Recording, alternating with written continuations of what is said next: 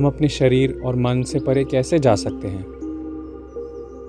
अगर आपको भौतिक से परे के आयाम में जाना है तो आप में 5 इंद्रियों से परे के बोध को खुलना होगा। आप में ये 5 इंद्रियां तभी खुल जाती हैं जिस पल आप अपनी माँ के गर्भ से बाहर आते हैं। ये 5 इंद्रियां खुल जाती हैं क्योंकि ये जिंदा रहने के लिए जरूरी हैं। अगर आपके पास ये ना होती तो आप जीवित रहना न जानते होते। तो जीवित रहने की प्रक्रिया प्राकृतिक रूप से खुल जाती है। मान लीजिए जब आप एक छोटे बच्चे थे तब आप अगर जंगल में खो जाते, अगर कोई खाने की चीज आपके सामने आती तो क्या आप उसे लेकर अपने कानों में घुसड़ते या अपनी नाक में? आपको पक्का पता होता उसे कहाँ डालना है ना? किसी ने आपको सिखाया नहीं है। किसी को ये बताने की जरूरत नहीं है कि खाना यहां से खाना है, वो सीधा यहीं जाएगा, है ना? So things that are necessary for your survival, it does not need any training. तो वो चीजें जो आपके जीने के लिए जरूरी हैं, उन्हें किसी ट्रेनिंग की जरूरत नहीं होती है, उन्हें आपकी ओर से किसी प्रयास की जरूरत नहीं होती, वो पहले से ही हैं।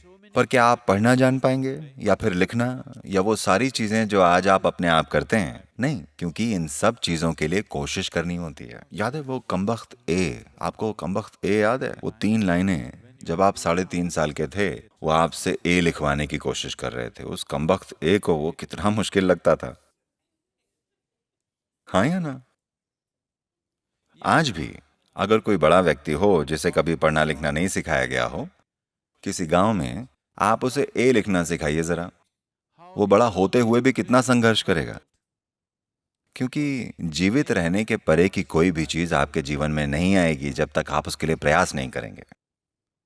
पर जो जिंदा रहने के लिए चाहिए वो बिना प्रयास के आ जाएगा। तो अगर भौतिक से परे के एक आयाम को आपके जीवन के अनुभव में आना है तो थोड़ा प्रयास करना होगा। पर क्योंकि ये बिल्कुल ही अलग दिशा में है, आपकी सभी इंद्रियों का रुख बाहर की ओर होता है। गौर कीजिएगा, आप सिर्फ अपने आसपास का देख सकते हैं, अपनी आंखों को अंदर की तरफ घुमाकर खुद को स्कैन नहीं कर सकते। आप इसे सुन सकते हैं, पर शरीर में इतना कुछ हो रहा है, आप सुन सकते हैं? नहीं। अगर एक चींटी भी आपके हाथ पर रेंगे तो आप फील कर सकते हैं, इतना खून अंदर बह रहा है, आप फील कर पाते हैं? उनकी प्रकृति ही ऐसी है कि इंद्रियों का रुख बाहर की ओर होता है। पर वो सब कुछ जो आप अनुभव करते हैं वो आपके भीतर होता है। अभी इस समय एक सरल सा सवाल है, क्या आप सब लोग कम से कम मुझे देख पा रहे हैं? क्या मैं आपको दिख रहा हूं? क्योंकि पता है कभी कभी मैं दिखता नहीं हूं। क्या मैं आज दिख रहा हूं? क्या मैं आज दिख रहा हूं? प्लीज अपने हाथों से बताइए कि मैं कहां हूं। अरे आप बिल्कुल गलत समझे। आप जानते हैं मैं एक दिव्यदर्शी हूं।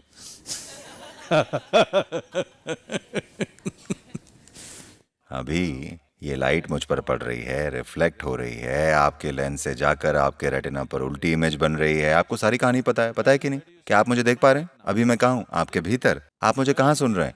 आपके भीतर। आपने इस पूरी दुनिया को कहाँ देखा है? अपने भीतर, है ना?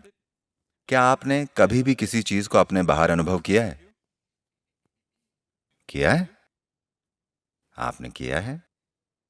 अभी आप अपने फ्रेंड को टच कीजिए और देखिए, आप उसके हाथ को फील नहीं करेंगे, आप सिर्फ अपनी संवेदनाओं को फील करेंगे जैसी वो हैं। आप उसके हाथ का अनुभव नहीं कर सकते, इसे समझ लीजिए।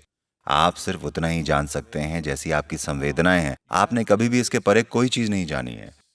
जो कुछ भी आपके साथ हुआ है, आपका सुख और दुख आपके भीतर हुआ है, प्रकाश और अंधकार आपके भीतर हुआ है, हर चीज आपके भीतर हुई है। पर क्या आपके पास भीतर देखने का कोई साधन है? नहीं, अभी नहीं है।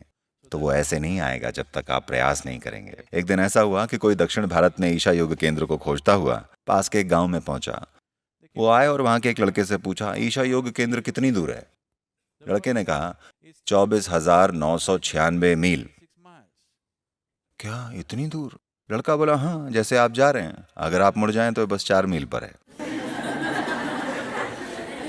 तो अभी आपके पास जो कुछ भी है उसका रुख बाहर की ओर है, पर वो सब कुछ जो हो रहा है वो भीतर हो रहा है। तो ये आपको पूरी तरह से गलत समझ देता है कि ये है क्या। तो भीतर की ओर मुड़ने के लिए थोड़ा प्रयास करना होगा। अगर आप 28 घंटे का फोकस टाइम देने के लिए इच्छुक हैं तो हम आपको भीतर की ओर मोड़ सकते हैं।